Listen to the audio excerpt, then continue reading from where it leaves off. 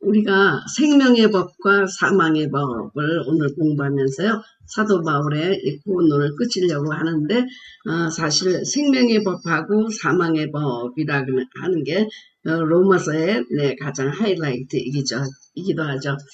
그래서 이제 로마서 7장, 8장은 굉장히 저희 가정에게 중요하고 저에게도 중요하고 그리고 이것을 통해서 제가 많은 성장을 했습니다. 그래서 이제 로마서 7장, 8장은 그 성화의 과정에 들어간 사람들의 고뇌, 그런 것들이 들어있죠. 저는 그렇게 생각합니다. 사도 바울이 믿었기 때문에, 주님을 만났기 때문에 이런 고민이 생겼다고 생각합니다. 만일 자연인이라고 하면, 그냥 이럴 수도 있지, 죄책감 속에 이러면 살지만, 지금 이분이, 새로운 법을 만난 거죠. 새로운 법. 그 전에 갖고 있었던 율법하고 전혀 다른 법을 만나면서 이제 두세 개가 충돌하면서 나온 고백이라고 저는 생각합니다. 그래서 이 책에 이제 그 한 400페이지 페이지 되는 책의 절수마다 갈라디아서, 로마서, 에베소서를 아버님이 주석을 하셨습니다. 주석을 하셨어요. 그래서 제가 생각할 때 그 아버님의 박사 논문을 중심으로 인간론에 대해서 그렇게 말씀하신 것 같다. 저는 그렇게 생각하고요. 저는 영성적으로 이런 것을 보기 때문에 우리 아버님이 쓰신 말씀에 대해 제가 어그리하지만 그 영성적인 면에서 단어들이 굉장히 지금 40, 50년 지나고 나니까 달라졌다. 저는 그렇게 생각을 하고 있습니다. 우리가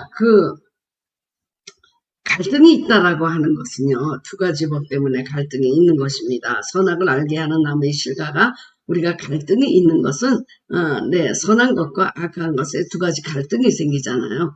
그런 것처럼, 법이 두 개일 때는 갈등이 생기게 되는 거죠. 우리나라도 법은 많지만 민법이 있잖아요. 그냥 사람들이 그냥 따라가는 법. 그 법이 더 우세하잖아요. 그래서 우리가 주님을 몰랐다고 하면 그냥 육신의 법을 따르면서 그럴 수도 있지. 인간은 이런 모습이지. 하지만 새로운 법을 우리가 받았기 때문에 대충돌이 일어나게 되었다는 것입니다. 법이 하나일 때는 아무 문제 없어요. 저도 그랬습니다. 우리 친정에서 살 때는 아무 문제가 없던 것이 결혼하고 나니까 법과 법에 충돌이 오더라고요. 우리 어머님은 기분이 좋으면 부엌에서 항상 휘파람을 부세요. 그래서 저 언니 여기 지금 참석했는지 모르지만 윤순옥 언니 나는 굉장히 휘파람을 잘 불죠. 기분 좋으면 휘파람을 부는 거예요. 근데 결혼하고 딱 휘파람을 불었더니 깜짝 놀라더래요. 자원 목사님이. 그 휘파람은 귀신 부를 때 휘파람을 부는 거고, 그러면 뱀이 나오니 어쩌니 그러더라고요. 그래가지고 기분 좋을 때 불었던 이 휘파람이 법과 법에 대충돌을 맞게 된 것입니다. 친정법에서는 괜찮았던 것이 시집법에서는 이게 안 맞는 거예요. 자기네 집에는 휘파람 부는 사람이 없대요. 근데 우리는 즐거운 휘파람을 불었거든요. 휘파람 불면 얼마나 재밌으니까. 그래서 내 의지로만 살아갈 때는 노 프라블럼이었다가 하나의 어떤 다른 법, 하늘의 법과 땅의 법이 충돌하면서 우리는 이제 문제가 생기게 되는 것입니다. 제가 이제 스토리텔링으로 이 문제를 풀어나간다고 그랬잖아요. 이제 그 결혼전으로부터 가보도록 하겠습니다. 제가 이제 처음에 우리 목사님하고 데이트할 때, 데이트를 하고 우리 목사님도 결혼하려고 생각하고 데이트했겠죠. 저도 그렇고. 그래서 이제, 조금 있으면 우리가 다 졸업하면 결혼하겠다라고 생각했는데 갑자기 자몽 목사님이 아주 심각한 얼굴로 와서 헤어지자는 거예요. 사귀다가. 그래서 왜 그러냐 그랬더니 여러 가지래요. 내가 우선 부담스럽고 나는 바다에서 놀 사람이고 자기는 강에서 놀 사람인데 자기에 비해서 너무 큰 사람이다. 그래서 자기는 부담스럽고 또 아버지의 기대라든지 윤 박사님 사회에 대한 기대들이 또 사회적으로 많이 있잖아요. 그런 윤 박사 사위는 어떤 사람이 될까 이런 기대가 많고 이런 거에 부담감. 그리고 두 번째는 친구들의 반대를 하는 것입니다. 친구들이 아주 도시락 싸들고 반대를 하고 있답니다. 그래서 왜 그렇게 반대를 하느냐 그랬더니 저 여자는 절대로 사모감이 아니다. 사모는 다소곳이 순종하는 여자이지 저 여자는 순종할 여자가 아니고 네가 결혼하면 네가 저 여자한테 순종을 해야 될 것 같다 이러면서 아주 도시락을 싸들고 반대를 하더래요. 그래서 우리 목사님도 가만히 생각해 보니까 부담이 되고 그러니까 이제 결혼하기 전에 정리를 해야 되겠다 생각을 한 것이라고 생각합니다. 그러니까 사모는 순종형인데 저 여자는 절대로 사모가 될 여자가 아니다. 이제 그렇게 친구들이 판단을 했다는 것입니다. 그 반대하던 친구들 지금 다들 지금 여전히 존재하고 계시는데 그래서 지금도 어떻게 생각할지 모르겠습니다. 그래서 저는 이제 그 다음에 찾아가서 그렇게 얘기를 했어요. 제가 그때 얘기한 거죠. 순종할 것 같지 않아서 헤어진다는 얘기를 이제 그때 단판을 지러 갔더니 그 얘기를 하더라고요. 그랬는데 저는 그런 생각이 들어요. 순종이 뭔지 몰랐어요. 정말 순종한다는 게 뭔지 몰랐어요. 근데 제가 여태까지 공부도 잘해오고 똑똑하고 그랬으니까 뭐 가르쳐주면 할 것 같더라고요. 그래서 나는 하나를 가르쳐주면 열을 아는 똑똑한 여자다. 당신이 만일 순종이 무엇인지를 가르쳐주면 10번 순종하겠다. 이렇게 얘기를 했더니 우리 목사님이 감동을 한 거예요. 네. 옷이 작으면 늘려서 입을 수는 없지만 옷이 크면 줄여서 입자. 그래가지고 이제 결혼하게 된 것입니다. 그래서 그 결혼을 하게 되는데 진짜로 그다음부터 이게 순종이라는 것이 제대로 되는 게 아니구나 하는 것을 결혼하고 깨달았습니다. 순종이 너무너무 어려운 거예요. 그리고 또 시부모님이 계시고 그리고 신우들 뭐 시동생이 있고 그런 집 그 8남매 있는 집에 제가 들어가서 이제 마지막에는 이제 시아버지님이 우리 집에서 돌아가셨는데 그 다음부터 이제 치매인 시어머니와 또 막내 시누이하고 같이 살게 되었습니다. 그러니까 얼마나 많이 부딪히는지 몰라요. 하루 종일. 그런데 이제 그때 우리 목사님이 건축 중에 있었기 때문에 밤 1시, 2시에 들어옵니다. 그럼 나는 너무너무 힘들었다가 우리 목사님한테 말을 한마디 하죠. 정말 너무너무 힘들었다. 나 너무너무 힘들었다. 그리고 하소연을 하면 그 말이 말 하나가 천냥빚을 갚는다고 좀 조금만 좀 수고해 뭐 이러면 되는 거거든요. 한국의 며느리들을 치고 당신만큼 고생 안 하는 사람이 어디냐. 아주 나는 편하다는 거예요. 편한 식에 속한다는 거예요. 아니 밤에 2시에 들어와서 그런 얘기를 하니까 너무너무 화가 나는 거예요. 제가. 예. 그래서 이제 그 다음날 가방을 쌌어요. 시어머니하고 신우 있는 데서. 네. 그러고서 가방을 싸고 그 앞에서 나와버렸어요. 그래서 나와가지고는 생전 이제 처음 그때부터 가출에 이제 은사가 작동하기 시작해서 그다음부터 이제 그냥 그러니까 가출을 더하고 가출을 더하고 가출을 더하여 이렇게 됐죠. 그런데 우리가 이제 제가 시부모님이 기도도 많이 하시고 훌륭한 분이시지만 어떤 이제 다른 문화권 가운데서 그리고 나도 공부를 하고 여러 가지 힘든 과정 중에 이제 있으니까 너무너무 힘들었잖아요. 그래서 이제 찾아간 것이 기도원이고 기도원에서 3일 금식을 하게 됐습니다. 그때 가출하면서 정말 기도원에 간 것도 처음이요. 가출한 것도 처음이었습니다. 그래가지고 이제 산에 가서 이제 기도를 하면서 3일 동안 기도하는데 제일 처음에 3시간을 열심히 기도했더니 주님이 나타나셔서 말씀을 주셨습니다. 사랑하는 나무가 네가 왜 와서 이렇게 금식 기도를 하느냐. 그래서 제가 아주 딱 부러지게 얘기했습니다. 우리 남편을 아주 부셔지고 바스라지고 깨지고 그렇게 도와주시옵소서. 정말 깨져서 내가 순종하기 편한 그런 남자가 되게 해달라고 너무 힘들다 그랬더니 우리 주님이 깨져야 할 사람은 남편이 아니고 바로 너다. 그래서 3일 동안 내가 깨어지는 그런 기도를 하게 됐습니다. 주님께서 주신 말씀 요한복음 12장 24절 내가 진실로 너희에게 이르노니 한 알에 밀이 땅에 떨어져 죽지 아니하면 한 알 그대로 있고 죽으면 많은 열매를 맺느니라 하면서 주님이 네가 아직 안 죽었다. 네가 살아서 그렇게 순종도 못하고 그렇게 서로 충돌이 되고 내 싸움이 일어나고 그리고 네 분에 못 이겨서 네가 가출하고 그런 것 아니냐 그러면서 남편이 깨져야 될 시기가 아니고 네가 깨져서 네가 죽어야지 시집에 많은 열매를 맺게 된다. 그런 말씀을 하시더라고요. 그래서 저는 항상 제가 옳다 모든 것이 모범이다. 난 그렇게 생각했는데 저더러 깨지라고 하신 분은 우리 주님이 처음이에요. 그래서 제가 아니 어떻게 깨지냐 어떻게 죽냐 그랬더니 주님께서 말씀하시기를 땅으로 들어가라. 땅으로 들어가면 땅에서는 씨가 들어가면 죽을 거는 죽고 살 거는 살고 그래서 다시 부활한다는 것입니다. 그러니까 땅이야말로 죽을 것과 살 것을 구분하는 가장 좋은 곳이라는 거예요. 땅 이외에는 아무것도 없다고 합니다. 땅속에 들어가지 않으면 씨는 죽을 것을 모른다고 그래요. 그대로 씨가 몇십 년 가더라도 그대로 씨가 있다는 것입니다. 근데 그 씨가 땅에 들어갈 때 비로소 껍질이 벗겨지고 그리고 거기서 곡식이 나온다는 거죠. 그래서 많은 열매를 맺는다는 거예요. 이 말씀이 얼마나 정말 귀한 말씀인지 그때 깨달았어요.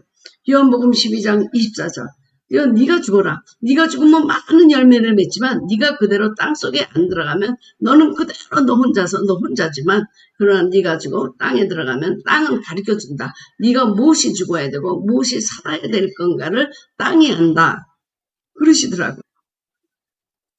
그래서 많은 열매를 맺는다고 그러니까, 나도 이렇게 좀 풍성한 삶을 살아야 되겠다. 이렇게 정말 맨날, 티격태격되고 싸우는 삶은 너무 힘들다. 그래가지고 순종하는 기도를 열심히 했더니 주님께서 말씀하시기에, 땅이 그리스도다. 땅이 말씀이다. 그러므로 그 안에 들어가면 어느 것은 죽고 어느 것은 살아야 되는지 땅이 해결한다. 땅이 알고 있다 그러더라고요. 이 세상에서 죽고 사는 것을 알고 그리고 그렇게 하는 것은 땅뿐이 없다는 거예요. 근데 땅이 바로 그리스도다. 그리스도다. 땅이 말씀이다. 그렇게 말씀해 주시더라고요. 그래서 집에 들어왔더니 남편이 많이 달라지고 그래서 이제 그런 대로 이렇게 살아가게 됐습니다. 네. 하여튼 그다음부터는 이제 가출도 안 하고 잘 살고 있었어요. 그때까지. 한번 산에 가서 3일 금식하고 나서 이제 많이 이제 거듭났죠. 그리고, 땅으로 자꾸 들어가야 돼서 말씀이다. 그래서 말씀을 자꾸 먹고 그러니까, 이게 순종이구나 하고 내가 노력을 하지 않더라도 자연히 좀 순종이 되더라고요. 그렇게 살다가, 몇 년 조금 지났는데 너무너무 황당한 일이 생겼습니다. 제가 집에서 저녁 먹고 이제 1시간 남겨놓고 교회를 가야 돼요. 교회가 프리웨이로 한 40분 가야 되거든요. 그래서 기숙사에 있었기 때문에 교회가 멀었어요. 그러니까 빨리 밥을 먹고 애들을 차에 뒤에다 태우고 그리고 빨리 수요 예배 가야지 하고 막 있는데 갑자기 막 나가려고 하는데 전화가 온 거예요. 우리 목사님한테서. 그러면서 뭐라고 그러냐면 내가 프리웨이에서 지금 90분 프리웨이에서 가려고 하는데 지금 다 이게 파킹란처럼 움직이지 않는다. 내가 아무래도 교회를 가는 동안에는 시간이 안 될 것 같으니까 당신이 가서 오늘 설교를 해라. 그러는 거예요. 아니 그래서 내가 이거 운전하고 갈 시간뿐이 안 되는 시간에 어떻게 설교를 준비하냐. 네. 그러고서 이제 막 급하니까 이제 하나님께 부르짖는 거야. 주님, 설교 제목을 주시옵소서. 설교 제목을 주시옵소서. 그랬더니 오라. 나는 공고한 자로다. 내 안에 2가지 법이 있어. 이 말씀을 주시는 거예요. 네. 로마서 7장 이 마지막 절을 저에게 주시는 거예요. 그래서 제가 막 급하게 하나님께 간구했어요. 주님, 저는 신학적인 주제는 싫습니다. 저는 좀 쉬운 거를 주십시오. 마태복음 5장이든지 시편 23편 같은 그냥 올라가서도 그냥 말하면 되는 그런 말씀을 줘야지. 나는 이 신학을 모릅니다. 그리고 하나님께 그랬더니 주님이 딱 그렇게 말씀하시더라고요. 너는 단에 올라가서 말씀을 선포하고 내가 책임지리라. 그래서 이제 제 인생의 처음으로 로마서를 지금 말씀을 전하게 된 거예요. 그것도 가장 어려운 내 7장, 8장을 제가 가르치게 된 거. 설교를 하게 된 것이죠. 그래가지고 이제 올라갔는데요. 1시간 동안 운전하면서 막 생각되고 이거 막 이러고 올라갔어요. 올라갔는데 내 준비 안 된 설교가 얼마나 땀을 네, 정말 땀이 절절절절 나고요. 네, 그래가지고 이제 어떻게 할지를 몰라서 제가 이제 이랬습니다. 여러분, 손을 한번 올려보십시오. 손을 다 들고 계십시오. 그리고 이제 한 2, 3분 기다렸어요. 그러니까 이분들이 손을 올려놓고 한참 제가 뭐라고 설교를 해야 되는데 한번 손을 확 올려보세요. 그러니까 뭐 벌써 것처럼 다 손을 올렸는데 힘드니까 한 1분만 지나도 손이 슬슬슬슬 내려오더라고요. 그러더니 뭐 3분 지나니까 손 들고 있는 사람은 아무도 없는 거예요. 설교하면서 이렇게 오랫동안 손만 들고 있으라고 한 적도 없는데 그래서 땀을 뻘뻘 흘리면서 말 결론이 여러분 그렇죠. 우리가 이렇게 손을 들라고 하면 언젠가는 내려옵니다. 이것이 우리 의지의 한계고 우리 힘의 한계입니다. 육신의 한계입니다. 그러나 이 손을 누가 위에서 꼭 잡아주고 있다고 한다면 우리는 이 손을 결코 내리지 않을 것입니다. 위에서 붙잡아주기 때문에 그 붙잡아주는 법이 생명의 법입니다. 그러니까 제가 생각할 때도 뭐 횡설수설하고 내려온 거예요. 횡설수설하고.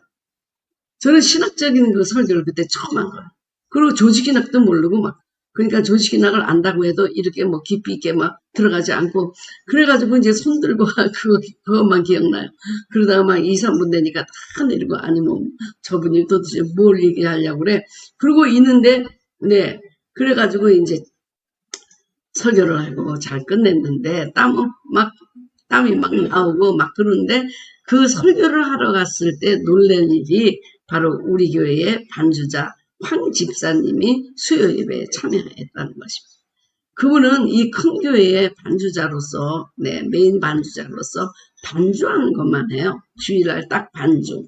그리고 굉장히 손을 아끼기 때문에 뭐 여성교회 회원들이 하는 뭐 설거지 한다든지 밥한다든지 그런 걸 안 하고 자기는 피아노로 섬긴다 그렇게 생각하시는 분인데 그분이 와서 앉아 있는 거예요. 나는 너무 놀랐어요. 이분이 어떻게 수요 예배로 올까? 아니 이거는 해가 서쪽에서 뜨나 막 이렇게 생각할 정도인데 그런 분이 와서 앉아 있으니까 막 손을 올려라 내려라 막 이러면서 땀을 그냥 네 뻘뻘뻘 흘리고 내려왔어요. 근데 이제 우리가 그 수요 예배 끝나고는 기도해요.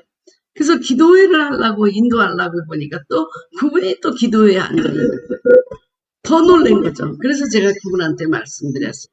아니 어떻게 기도해 오셨습니까? 그랬더니 그분이 목사님 오늘 제가 간증해도 돼요. 그래서 그럼 먼저 간증을 하라고. 그랬더니 그 아주 네 스마트하시고 똑똑하시고 네 피아노에 뛰어나신 그분이 말씀하시기를 자기가 그런 결심을 했대요. 여리고 작전 40일 그러면서 나는 하나님의 말씀에 순종하자. 하나님이 나에게 말씀한 거를 순종한 거를 40일을 해보자 그렇게 생각했대요. 그러니까 순종하자 그런 걸 하다 보니까는 가장 중요한 것이 뭐냐면 남편에게 순종하는 거들이에요. 남편에게 순종. 네, 남편에게 고분고분하고 남편 말을 잘 듣고 네 그런 것들이에요. 그러니까 뭐 순종해야 될 거 다 적어놓고 뭐 하나님 말씀을 다 적어놓고 이제 순종을 하니까 아주 고분고분한 여자가 된 거죠.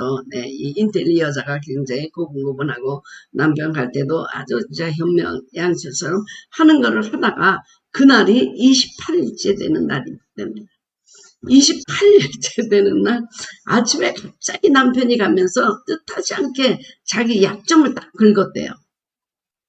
그러니까 이분이 너무너무 화가 나니까 막 28일째라는 거 생각을 안 하고 그냥 막 남편에게 퍼붓습니다. 여보 내가 뭐 당신이 좋아서 지금 참고 있는 줄 알아. 그러면서 그동안에 자기가 여리고 40일 작전, 순종 40일 작전을 얘기하면서 내가 하나님 때문에 내가 당신한테 그렇게 한 거지.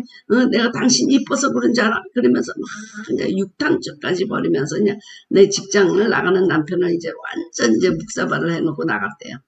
나가게 했대요. 그날이 바로 28일째 되는 수요일 날. 그래서 이제 그날 막 두 다리 삐고 엉엉 울었대요. 주님, 나는 정말로 괜찮은 여자인 줄 알았더니 28일도 못 갑니다. 41일 못 가고 28일도 못 갑니다. 그리고 막 엉엉 우는데 주님이 말씀하셨대요. 너 수요일날 교회 가서 말씀을 들어라.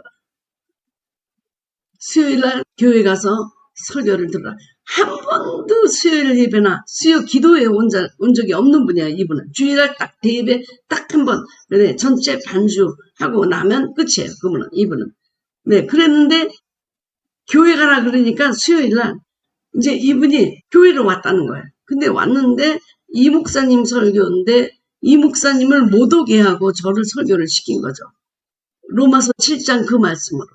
그러면서 그 말씀을 통해서 우리가 아무리 의지적으로 손을 들어도 위에서 붙잡아 주지 않으면 이것은 우리 의지적으로 하는 일은 결국에는 한계가 있다. 이런 말씀을 어쨌든 메시지를 받은 거예요. 저는 너무나 어렵게 설교를 했는데 그러면서 그분이 막 울면서 여태까지 내 의지로 내 힘으로 내 교육 환경으로 이런 것 내 학력 이런 것으로 여태까지 나를 괜찮은 사람이라고 생각했는데 결국 나도 한계가 있는 사람이고 주님이 내 손을 붙잡아 주지 않으면 언젠가는 내 손은 이렇게 떨어질 수밖에 없다라는 이 유괴법과 이 하나님의 법에 대한 이해를 이분이 하시고 막 울면서 간증을 하면서 오늘 내가 정말 처음으로 거듭났다. 그러면서 막 울면서 막 그냥 휴지를 몇 통을 하면서 울면서 하는 가운데 이분이 방언을 받으셨습니다.